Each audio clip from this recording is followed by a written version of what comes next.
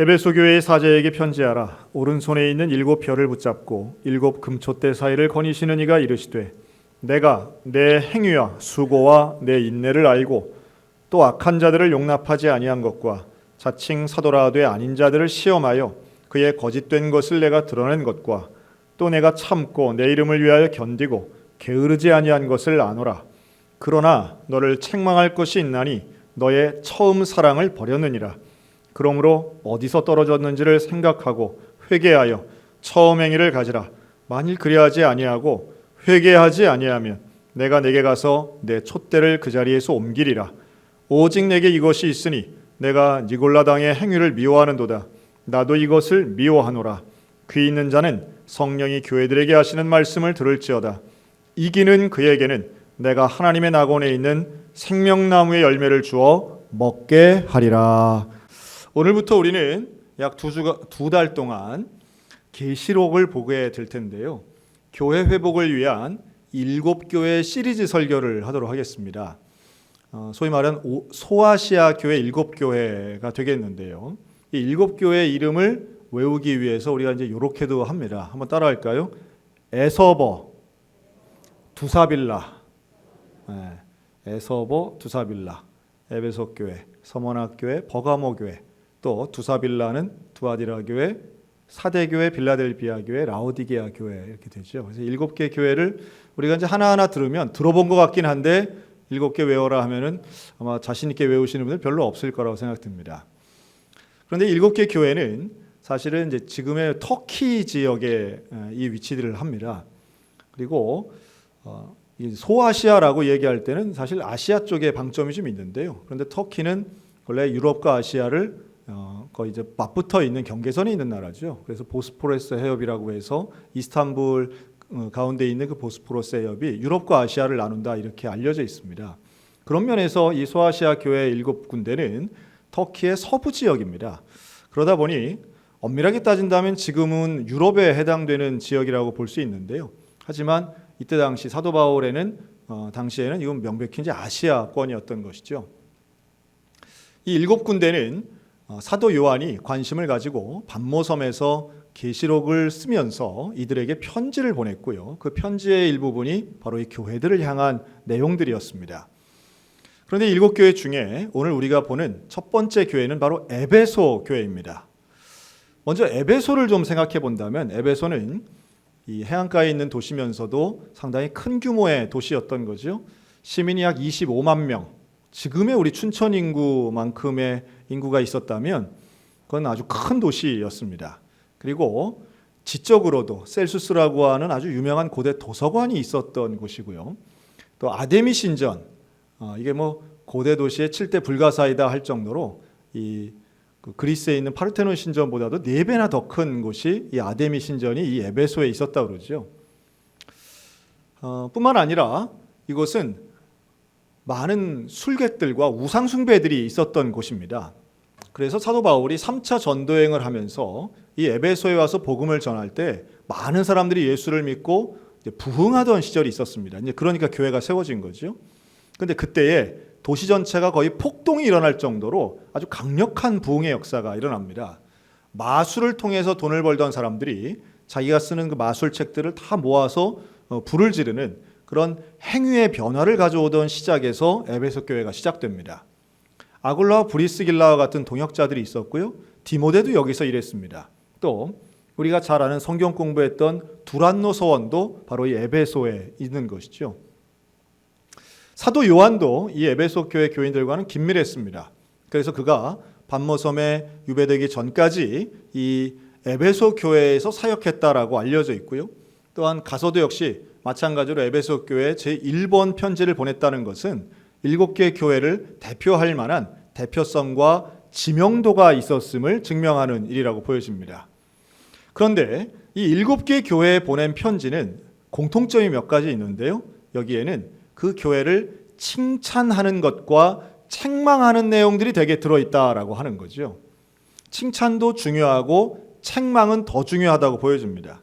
그래서 이걸 통해서 오늘부터 이 7개 교회를 통해 과연 우리 교회는 어떨까? 또 나 자신을 돌아보며 하나님이 정말로 바라시고 하나님께 칭찬받을 만한 모습은 어떤 모습인가를 한번 돌아보고 그를 통해서 진정한 의미의 영적 회복이 일어났으면 좋겠다 하는 말씀입니다.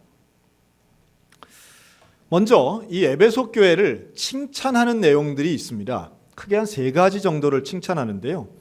행위의 수고와 인내를 내가 아노라.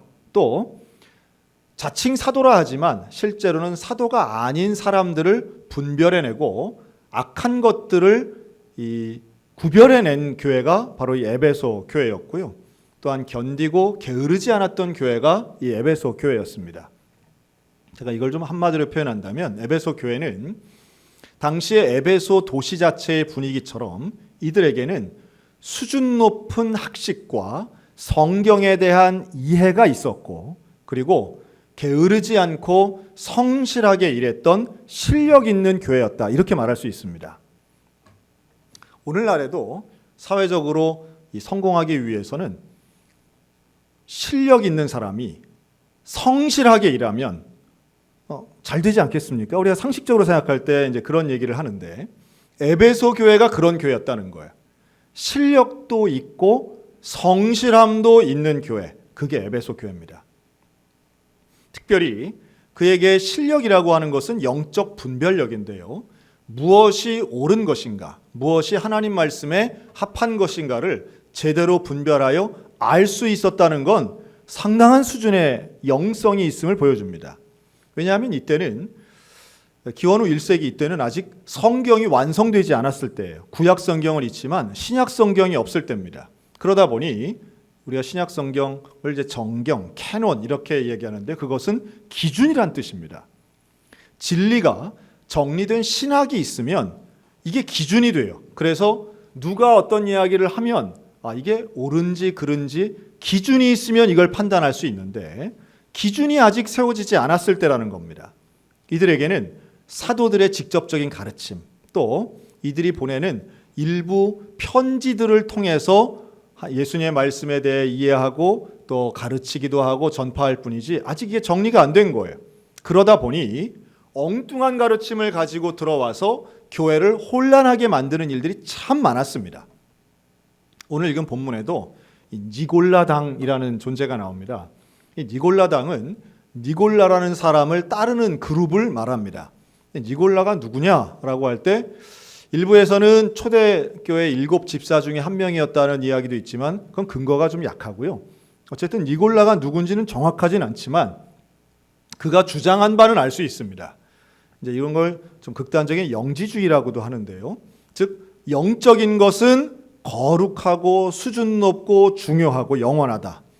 육적인 것은 아주 저급하고 이것은 잠깐이고 이건 불필요하다. 이런 생각을 극단적으로 이분법적으로 가지는 겁니다. 그러다 보니 우리가 구원받을 때는 영적으로 구원받는데 예수를 믿으면 우리가 영혼이 구원받아요.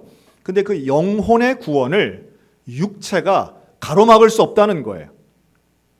일견 들으면 그럴듯하죠. 그런데 그러니까 결론이 어떻게 나냐 하면 그렇기 때문에 예수 믿고 구원받은 사람은 무슨 짓을 해도 괜찮다.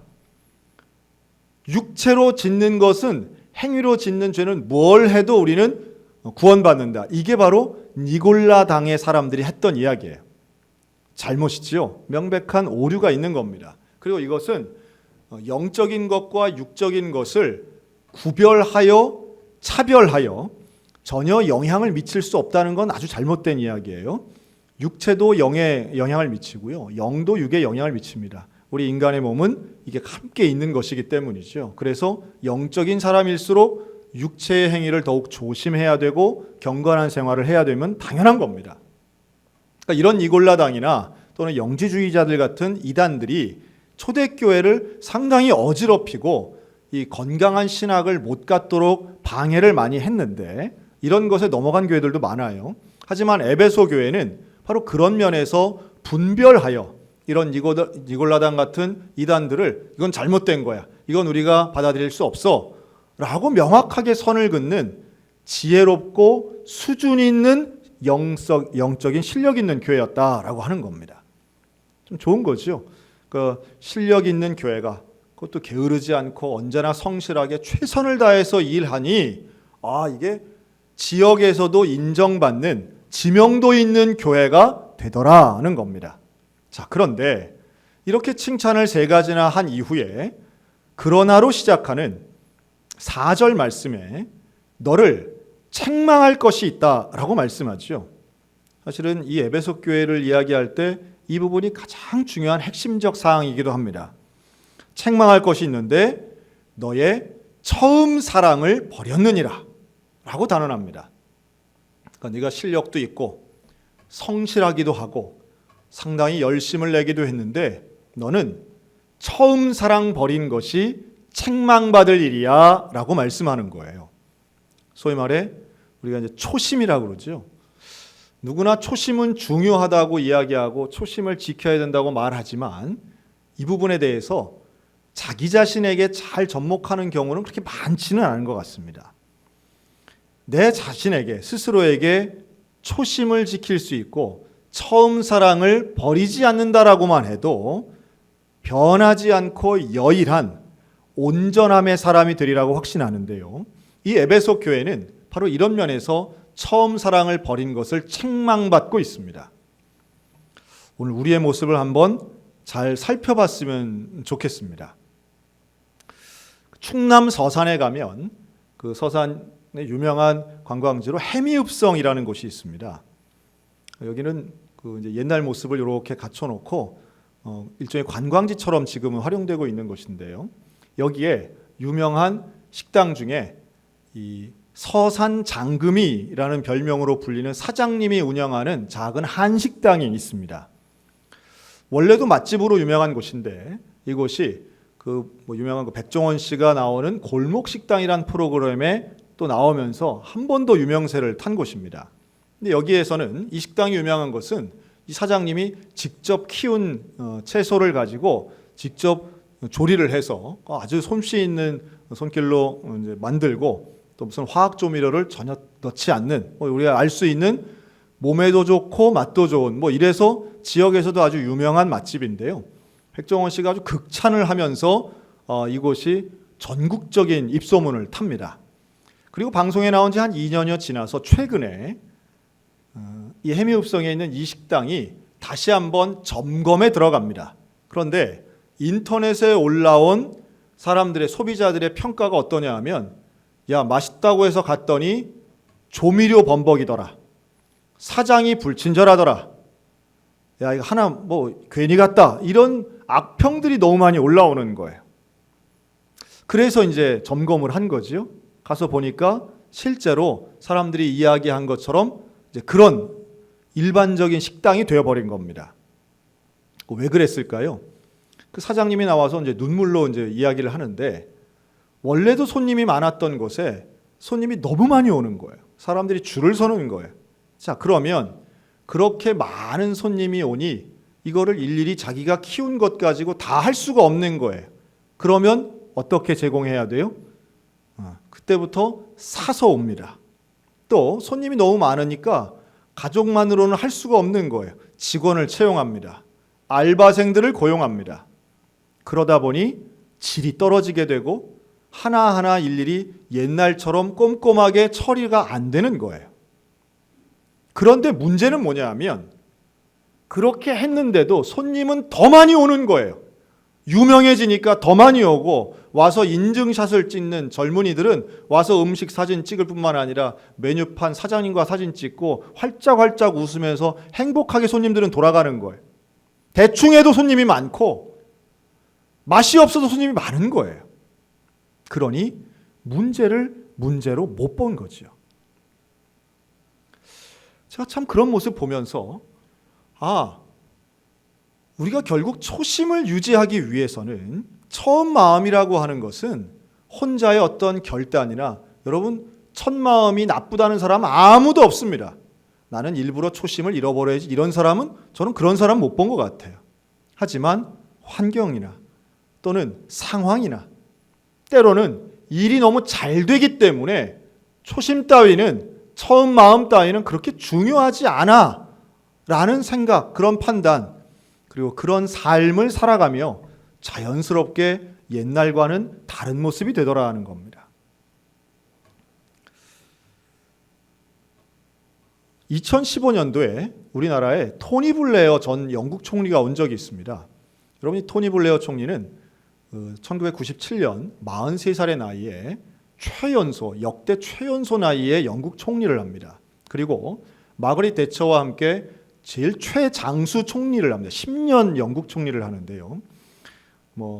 블레어노믹스 정책, 제3의 길 이러면서 아주 그 당시에 영국의 좋은 시절을 이끌었던 총리이기도 합니다. 그런데 그가 2015년에 한국에 와서 여러 정치인들을 만나고 함께 대화를 했는데요. 그때 당시 누구하고도 만나 대화를 했냐면 그 안철수라는 정치인과 만나서 대화를 합니다. 근데 그때 했던 대화록이 제가 이제 읽어보니까 너무 참 재밌더라고요. 뭐라고 그러냐면 자기가 43살에 총리가 될 때 너무 좋았답니다. 그런데 실제로 총리가 돼서 총리관저에 가서 그 일을 시작하는데 자기가 너무 모르는 게 많더래요. 영국의 가장 중요한 일들이 최종적으로 결재를 하는 게 자기가 해야 되는 일인데 너무 모르는 게 많아서 처음에 당황하고 걱정하고 염려 많이 했답니다. 그런데 하여튼 인기가 너무 좋아서 이 사람이 토론을 참 잘해요. 인기가 좋아서 총리는 됐는데 그 일이 너무 어렵더래요. 그리고 10년여쯤 되니까 그때는 경력이 쌓이니까 모르는 게 없고 영국의 어떤 일이라도 자기 앞에만 오면 그냥 척척 잘 알아서 잘 처리를 했는데 정말 잘 할 만할 때가 되니까 인기가 없어져가지고 더 이상은 총리를 할 수 없었다는 거예요. 누구랑 비슷하냐 하면 안철수 씨랑 좀 비슷한 거예요. 이분이 인기가 많을 때는 정치를 하나도 몰라가지고 당을 잘 못 끌고 이제 좀 정치를 좀 알만하다라고 하니까 인기가 하나도 없어진 거예요. 그러니까 사람이 좀 그런 것 같아요. 실력과 어떤 영성, 또 사람들의 지명도와 실제적인 자기가 할 수 있는 역량, 이런 균형을 잡아가는 것은 사실은 쉬운 일은 아니다라는 겁니다. 저만 봐도 그렇습니다. 20년 전 저와 지금의 저를 비교해 보면 저는 20년 동안 참 많은 경험이 쌓여졌구나 하는 생각을 합니다. 그리고 웬만하면 문제에 대한 해결 능력은 참 많이 쌓여졌구나라는 생각이 들 때가 있습니다. 그러나 20년 전 저를 생각하면 그때의 저는 창의력과 열정이 지금과는 비교할 수 없을 정도로 더 많았었다라는 생각도 듭니다. 교회를 향하신 하나님의 말씀도 바로 이런 지점에서 우리에게 말씀하는 게 아닐까 생각이 들어요. 에베소 교회는 능력과 성실함이 있었어요. 그래서 문제를 해결하는 능력은 너무너무 탁월한 것이죠. 에베소 교회는 이단을 축출하고 잘못된 것을 구별해낼 줄 아는 실력 있는 교회였습니다. 하지만 그에게는 책망받을 만한 것이 있었는데 처음 사랑을 버렸다는 거예요. 어떤 면에서 우리 교회도 그런 부분에 있어서 지금 한국 교회가 100년 넘는 역사를 가지면서 이제는 거의 60년 이상이 된 교회들에게는 비슷하고 공통된 모습들이 나타난다라는 제 개인적인 판단이 있어요. 그것은 2대, 3대, 4대, 이제 100년짜리 교회들은 5대 신앙인들이 많이 나오기 시작합니다. 이런 교회들의 공통점이 무엇인가? 흔들림이 없어요. 안정감이 있어요. 어떤 위기에도 교회를 출석하고 11조원금을 온전하게 내고 그리고 웬만한 문제 앞에서는 교회가 흔들림이 없어요. 그런데 안타깝게도 예배의 감격은 100년 전간 같지 않더라는 거예요.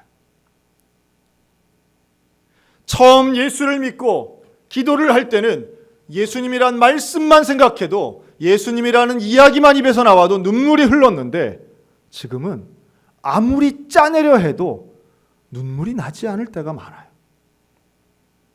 찬송가만 하나 불러도 우리의 마음이 뭉클해지고 하나님의 사랑이 느껴지고 십자가만 보아도 너무너무 감사하고 감격해서 하나님 내가 이걸 어떻게 갚을 수 있습니까? 라고 기도하던 시절이 있었는데 이제는 예배당에 나와도 덤덤하고 나오기는 하지만 예배는 드리지만 헌금은 드리지만 우리의 마음에 우리의 심령에 우리의 영혼에 감동과 감격과 하나님을 향한 가슴 벅찬 그런 놀라운 충만한 영성은 메마른 거 아닌가라는 말씀이에요. 여러분, 진정한 일꾼은 일 잘하는 것이 일꾼이 아니라 하나님을 사랑하는 사람이 참된 교회 일꾼이요 하나님의 일꾼인 줄로 믿습니다. 오늘 우리에게 이 깨달음이 있었으면 좋겠어요.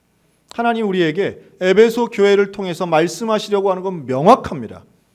하나님은 실력 있는 교회, 성실한 교회보다 하나님 사랑하는 교회, 전심으로 예수를 따르는 교회, 예수님만을 보는 교회, 나의 경륜이나 경험을 의지하는 것이 아니라 예수님을 의지하는 것을 주님은 지금도 원하신다라고 하는 말씀입니다.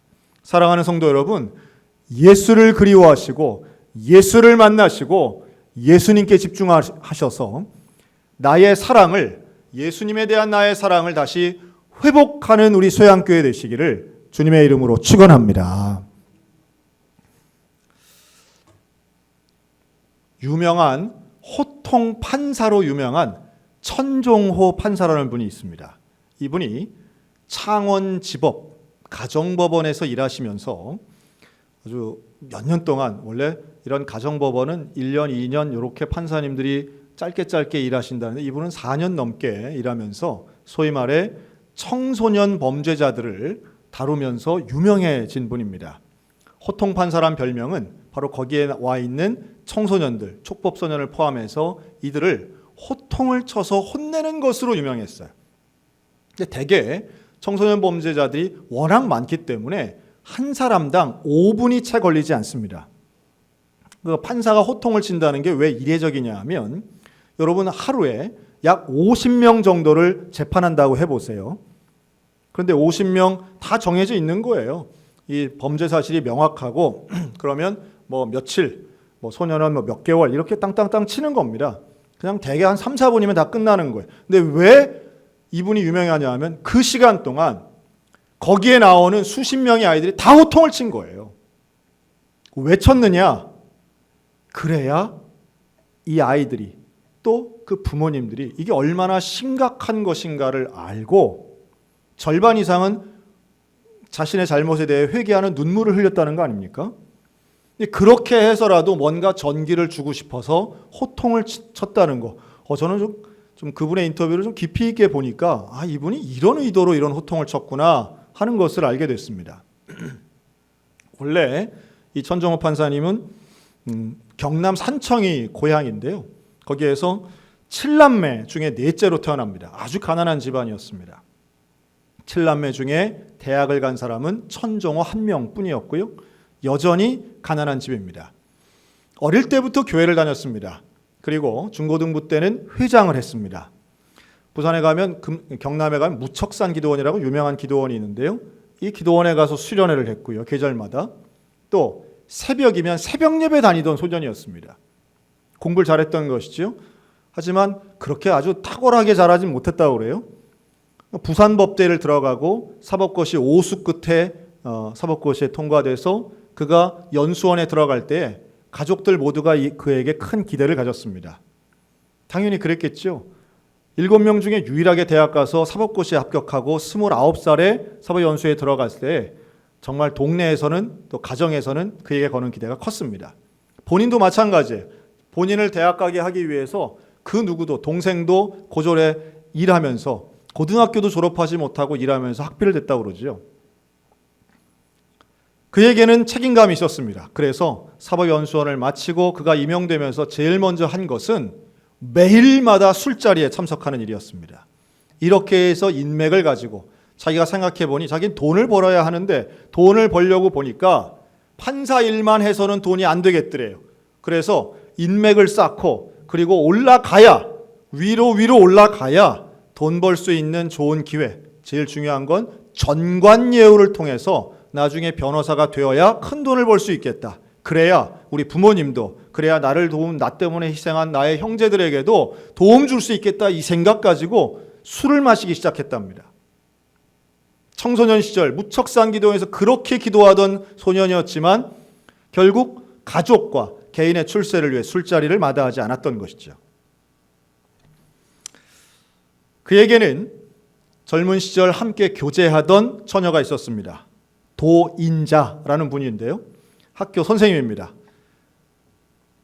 사법고시에 합격할 때까지 기다려준 이 약혼자와 결혼을 했어요. 그리고 그는 매일 저녁마다 술을 마시고 사람들을 많이 알아가려고 노력합니다. 그는 여전히 주일날은 교회를 갔습니다. 하지만 생각할 때 우리 교회 옮겨야 되겠다. 내가 법조인으로서 다니기에는 이 교회는 너무 작다. 우리 부산에 있는 제일 큰 교회 가자라고 말했다는 거예요. 그때 지금 권사님이 된 거죠. 부인인 이 도인자 권사님 뭐라고 얘기했느냐면, 당신 이렇게 살려고 판사가 되었습니까? 명예와 부가 그렇게 좋습니까? 하나님과 약속한 것 왜 잊고 살려고 합니까? 이러려면 판사를 그만두십시오. 참 놀랍지 않습니까? 저는 천정호 판사가 정말 어릴 때부터, 청년 때부터 올곧은 길 걸어오신 좋은, 한 번도 흔들림이 없는 사람인 줄 알았어요. 근데 그게 아니더라고요. 부인인 도인자 권사의 말에 그는 충격을 받습니다. 나중에 그가 신문 기자와 인터뷰할 때 썼던 그 기사 제목이 이랬습니다. 아내의 신앙이 나를 소년범의 대부로 만들었다. 이게 기사 제목이었어요. 그의 고백은 명확합니다. 나는 부와 명예, 그것을 향해서 가는 것이 올바른 길인 줄 알았는데 하나님은 내 아내의 입을 통해서 나를 깨우쳐 주셨습니다. 그리고 그가 회개합니다. 나 술 마시지 않겠습니다. 나 출세하지 않겠습니다. 출세가 목적이, 이미 판사 된 것만으로 나는 출세 다 했습니다. 나는 하나님이 원하시는 거 하겠습니다. 그리고 그 주에 부인과 함께 교회 나가서 오늘 원로 장로님이 하신 것처럼 그 작은 교회에서 특송을 합니다. 특송을 하면서 일절이 끝나기 전에 이 천정호 집사가 눈물이 터져서 펑펑 울었다고 그래요.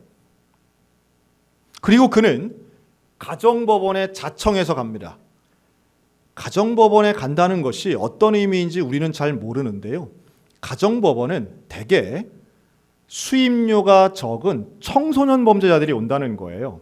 그러다 보니 여기에 오는 대부분의 보호자는 물론이고 어떤 권력형 비리라든가 이런 게 아니라 말 그대로 가난한 집 아이들이 대부분이 오기 때문에 가정법원에서 아무리 일해도 전관예우를 받을 수 있는 기회라든가 이런 거 얻기가 어려운 곳이 가정법원이랍니다. 그래서 인기가 없다는 거예요. 일반적인 판사들이 별로 가고 싶어 하지 않는다는 거예요. 그런데 이곳에 가서 처음 부산가정법원에 가고 창원가정법원에 가서 이 천정호 판사가 했던 일들은 바로 그 한 영혼, 가장 소외되고 가장 낮은 곳에 있는 그 아이들을 위해서 어떻게 하면 변화시킬까. 그래서 그는 자비를 들여서 청소년 회복센터를 만들고요. 자기가 소년으로 보낸 아이들을 정기적으로 만납니다. 그리고 지금도 한 달에 몇 번씩 그 아이들과 함께 축구를 하고 공을 차는 공 차는 판사님, 형님 판사님이 되어 있습니다. 그가 최근에 낸 책에서 이렇게 말합니다. 권력과 부를 가진 사람은 힘 있는 사람 편에 서서 삽니다. 그게 이득이기 때문입니다. 하지만 저라도 이런 아이들 곁에 있어야겠다고 생각하며 하루하루 살아서 지금의 이 모습이 되었습니다. 많은 사람들이 그분에 대한 존경심을 드러내고 많은 방송이 그를 조명했습니다. 덕분에 판사 재직 중에 유일하게 옥조 근정 훈장을 받은 사람이 되기는 했습니다. 그러나 여전히 그는 가난하고요. 판사들 중에 말씀이죠. 국민 중에 가난하다는 얘기는 아니에요. 영향력은 크지만 여전히 그는 부와 명예가 아닌 예수 그리스도를 따르는 말 그대로 처음 사랑을 회복한 사람으로, 그리고 또 하나 부산에 있는 금정 평안교회의 장로님으로 신앙생활을 하고 있습니다. 여러분, 오늘 우리들에게 하나님이 원하시는 것이 무엇일까 다시 한번 돌이켜봐야 되지 않겠습니까? 돈 많은 건 나쁜 거 아닙니다. 명예가 많은 것 나쁜 거 아니에요. 하지만 아무리 그런 것들이 많다 할지라도, 아무리 실력이 높다 할지라도 예수님을 사랑하는 그 처음 사랑을 버렸다면 그건 다 잃어버린 것이라고 주님은 분명히 말씀하고 있는 것이죠. 사랑하는 성도 여러분, 오늘 우리에게 예수님이 내 인생에 무엇을 찾으실까, 무엇을 기대하실까라고 하실 때에 예수님은 우리의 업적이나 실력이 아닌 예수님을 향한 사랑을 기대하시고 그 사랑을 지금도 찾으시는 줄로 믿으시기 바랍니다. 예수님 분명히 말씀합니다. 그러므로 너희가 그 처음 사랑이 어디서 떨어졌는지를 생각하고 회개하여 처음 행위를 가지라. 여러분, 우리가 회복하기 위해서는 한 가지 방법밖에 없습니다. 생각하는 거예요. 나 자신을 돌아보는 거예요. 그리고 하나님 앞에 회개하는 겁니다. 생각하고 회개하여 회복하는 것만이 우리가 살아가는 온전할 수 있는 유일한 길이라는 겁니다. 우리 소양교회가 하나님 앞에 회복되는 온전한 교회 되시기를 주의 이름으로 축원합니다. 그렇게 안 하면 어떻게 되느냐? 그렇게 하지 않으면, 우리가 회개하지 않으면, 회복되지 않으면 내가 가서 너의 촛대를 그 자리에서 옮기리라 라고 명확히 말씀해요. 촛대를 옮긴답니다. 여러분, 이게 1장의 말씀과 대꾸를 이룹니다. 1장의 1절에 보면, 2장 1절에 보면 예수님이 7뼈를 붙잡고 7 금촛대 사이를 거니신다라고 말씀하지 않습니까? 교회를 주관하시는 분, 그리고 그 촛대를 주관하시는 예수님이 우리에게 말씀하시는 거예요. 너 내 사랑을 회복하지 않으면 너희 촛대 옮겨버릴 거야. 여러분, 이 말이 얼마나 무서운 말인가 우리 알아야 됩니다. 그런데 이 말이 잘 안 들릴 때가 있어요. 왜 안 들리는지 아세요? 여전히 장사가 잘 되니까. 여전히 교회에 사람이 많으니까. 여전히 우리 교회 헌금이 줄지 않으니까. 어떤 면에서 교회가 위기 상황이 와야만 깨닫는 사람들도 있지만 위기를 위기라고 아니라고 생각하는 경우들도 있습니다. 저는 우리가 우리 교회가 다 그렇다는 건 아닙니다. 우리 교회 아무리 코로나19여도 그래도 헌금 안 줄고 그래도 이렇게 사람 많으니 우리 교회는 아무 문제 없어. 여러분, 이렇게 생각하는 순간 우리는 이미 교만한 거예요. 우리 스스로도 그럴 때가 얼마나 많아요. 경제가 아무리 어렵다고 해도 우리는 월급 괜찮고 우리는 수입 괜찮고 우리 집값은 계속 올라가는데 걱정 없어. 여러분, 이건 이상한 생각인 거예요. 우리 가운데 정말로 온전하다면 우리는 날마다 주님 앞에 낮아지고 회개하며 주의 사랑을 날마다 간구해야 된다는 거예요. 그럴 때 우리의 예배가 회복되고 우리의 영성이 회복되고 기도 가운데 하나님의 놀라운 은혜가, 저는 이 코로나19 사태가 또 한 번에 우리에게 주신 기회라고 저는 믿습니다. 우리의 인생도 가정도 교회도 다시 한번 우리의 바닥을 확인하고 하나님만이, 예수 그리스도만이 우리의 구세주고 우리가 의지할 바고 우리가 간절히 사모해야 될 바인 것을 더 명확하게 볼 수 있는 기회가 바로 지금이라고 하는 말씀이에요. 여러분, 우리 모두에게 처음 사랑이 혹시라도 내가 예배의 감격이 사라지고 기도의 간절함이 줄어들었다면 내가 그 처음 사랑을 어디서 떨어뜨렸는지 다시 한번 생각하고 주님 앞에 나와 회개하며 놀라운 회복의 역사, 은혜의 감동의 역사를 회복하는 저와 여러분들 다 되시기를 우리 주님의 이름으로 축원합니다.